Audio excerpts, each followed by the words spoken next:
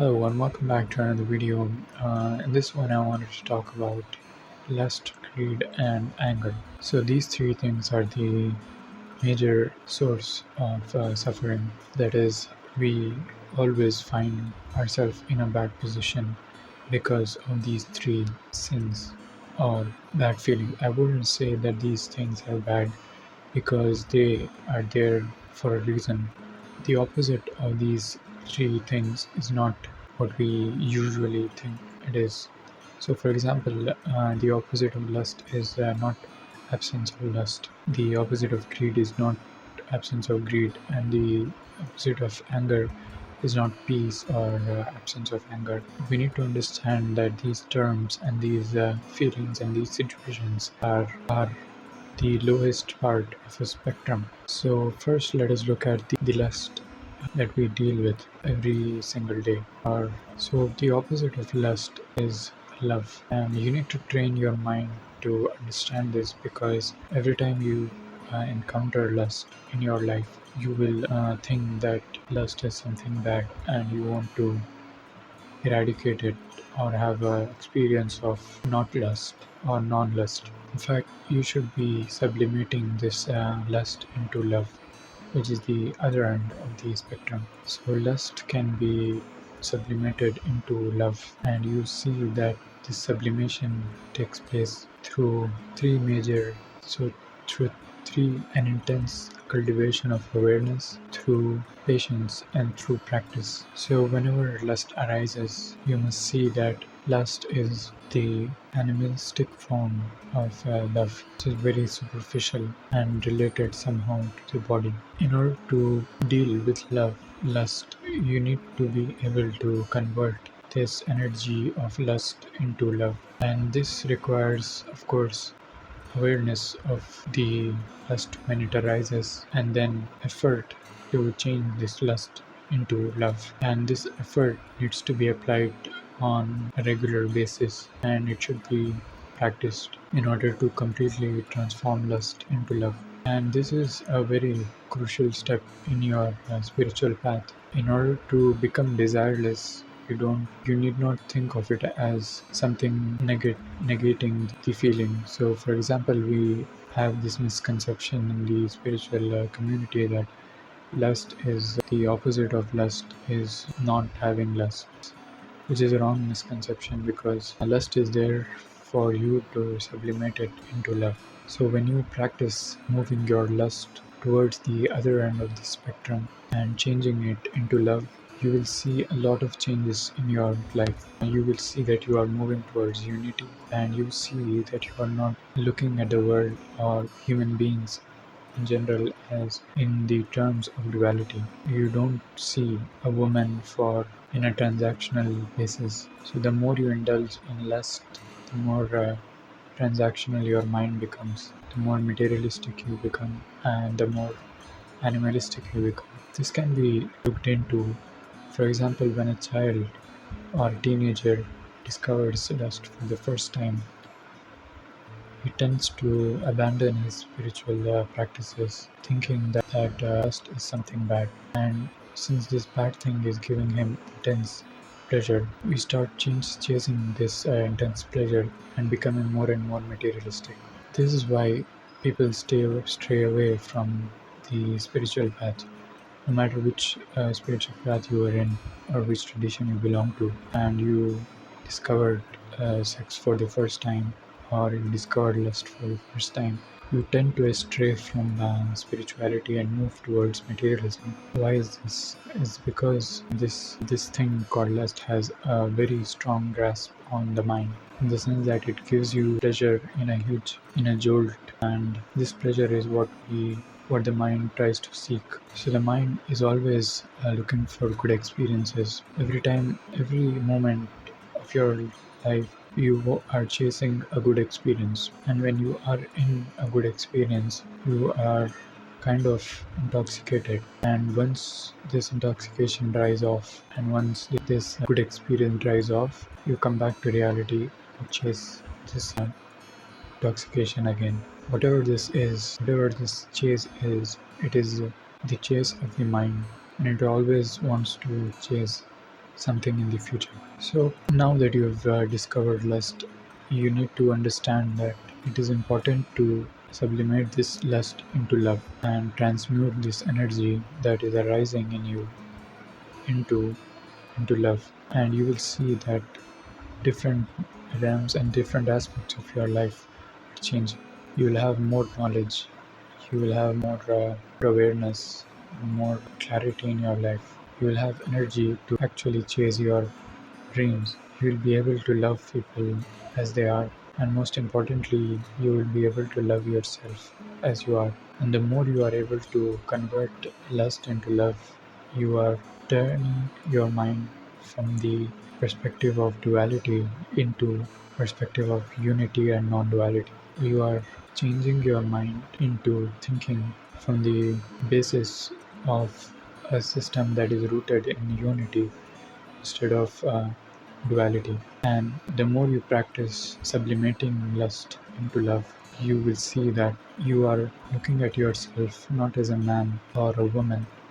You are looking at yourself as a combination of both the masculine and the feminine. And this combination, when it becomes completely balanced, you become whole and you become unified as a person. You will start to see even the other people as not men or women. You'll start to see them as unique individual personalities that have both the aspect of a masculine and the feminine. And you will eventually have to transcend the borders of duality which the mind delves in. The mind likes to indulge in duality because it cannot understand anything except duality. It cannot grasp the ungraspable. And in understanding that and in transcending duality, you must transcend lust also. So, the next time you encounter lust in your life, use that opportunity to try to move it towards love.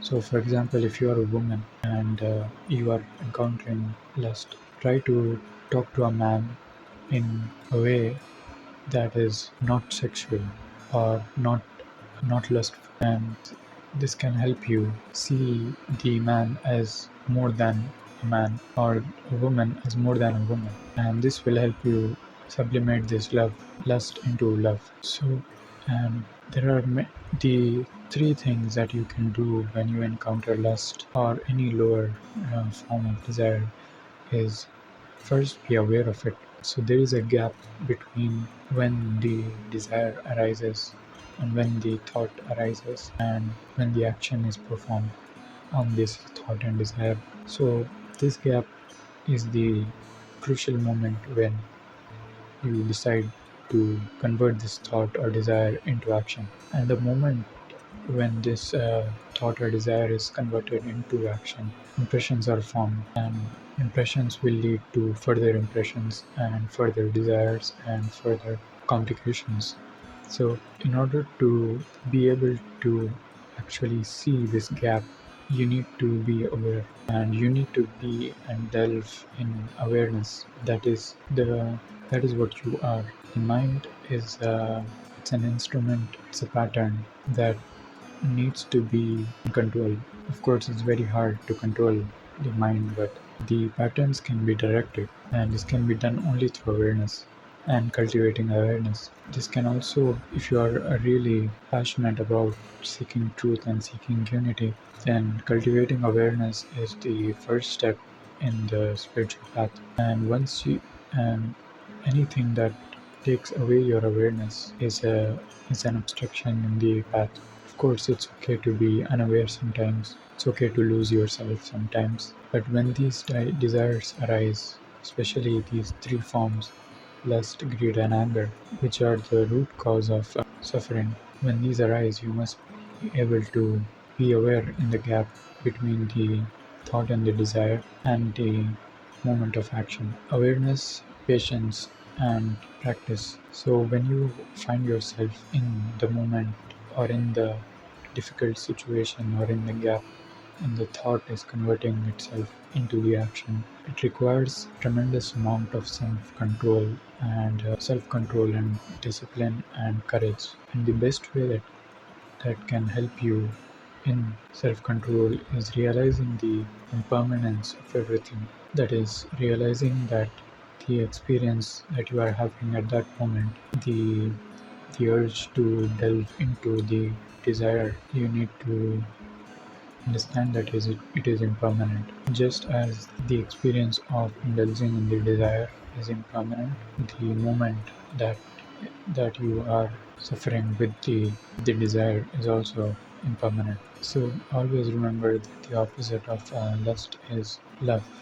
It is not absence of lust, and of course it's going to be difficult and it's going to take a lot of effort and practice from our side, but it's not impossible. And you will see that once you become a loving person, the effect it has on your life is enormous. People will approach you with love that you are naturally radiating. And I have seen people who naturally radiate this love, and it is because of sublimation of this lowest desire called lust.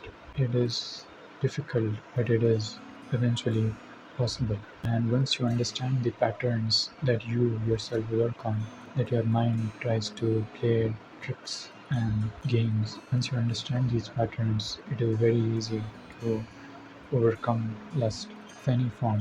The next aspect of is greed, which falls into the spectrum of success. So the opposite of greed is not absence of greed, it is our piousness. It is not that.